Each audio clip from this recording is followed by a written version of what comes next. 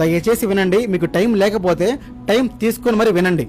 భారతదేశంలో ఉన్న ప్రతి ఒక్క తల్లిదండ్రికి, భారతదేశ ప్రభుత్వానికి ఇది ఒక చెప్పు దెబ్బ. ఈ మాట ఎందుకన్నానో మీకే అర్థమైంది, వీడియో మొత్తం వినండి.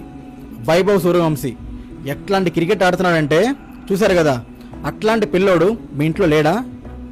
15 ఏళ్ల వయసులో మనం ఎంత క్రికెట్ ఆడేవాళ్ళమో, ఎంత బాగా ఆడేవాళ్ళమో మనకు తెలుసు. కానీ ఏ రోజైనా కానీ మన ఇంట్లో వాళ్ళు మనకు సపోర్ట్ చేశారా? మన ఇంట్లో వాళ్ళే మనకి ఎప్పుడైనా సపోర్ట్ చేశారా?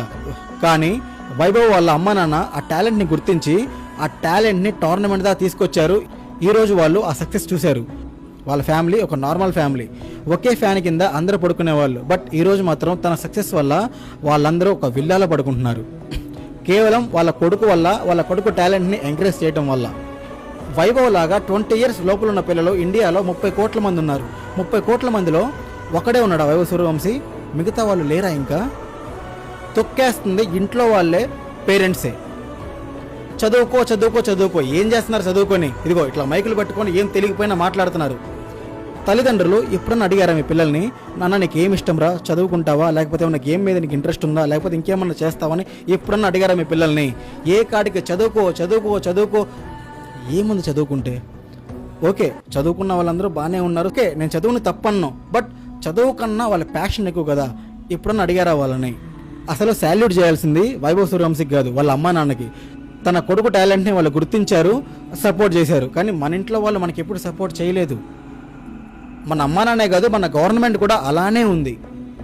ఎందుకంటే ఎన్ని స్కూల్స్లో గ్రౌండ్లు ఉన్నాయి, ఎన్ని స్కూల్స్లో ప్లే ఏరియా ఉంది, ఎన్ని స్కూల్స్లో స్పోర్ట్స్ని ఎంకరేజ్ చేస్తున్నారు, ఎన్ని స్కూల్స్లో స్పోర్ట్స్ యాక్టివిటీస్ ఉన్నాయి. అరే ఒక బిల్డింగ్ కనిపిస్తే చాలు ఎంబటిని స్కూల్ పెట్టేస్తారు, కాలేజ్ పెట్టేస్తారు. వాళ్ళకంటూ యాక్టివిటీస్ కావాలి, ఒక గ్రౌండ్ కావాలి, ఇవన్నీ కావాలి అని. ఇప్పుడున్న స్కూల్స్ కానీ కాలేజెస్ కానీ అవేమీ వద్దు. చదవాలి చదవాలి చదవాలి, చదివి సంక నాకిపోవాలా. పేరెంట్స్ మీకు కూడా అదే కదా కావాల్సింది. వాడు చదవాలా చదవాలా చదవాలా, మార్కులు రాకపోతే తిడతారు, వాడు చచ్చిపోతారు సూసైడ్ చేసుకొని. అదే కావాలి మీకు. ఇండియాలో స్పోర్ట్స్కి అసలు ఛాన్సే లేదా? ఇన్ని స్పోర్ట్స్ ఉన్నాయి, cricket, kabaddi, hockey, volleyball, basketball, ఇన్ని ఉన్నాయి. వీటన్నిటిలో మీ కొడుకు ఏదో దాంట్లో మంచి టాలెంట్ ఉన్నవాడే, బట్ మీరు ఎప్పుడు గుర్తించరు.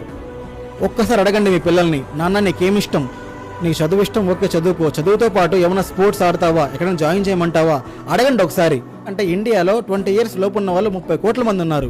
30 కోట్ల మందిలో సూర్యవంశీ ఒకటే బయటకు వచ్చాడు. మిగతా వాళ్ళు ఏమయ్యారు? మీ వాళ్ళే చచ్చిపోయారు. ఇందాక చెప్పే కదా, వైభవ్ సూర్యవంశీ మిగతా తల్లిదండ్రులకి చెప్పుతో కొట్టిన సమాధానం.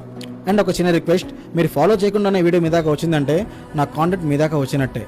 మన కాంటెంట్ చూసి మీకు నచ్చితే మాత్రం ఫాలో చేసేయండి. Thank you guys.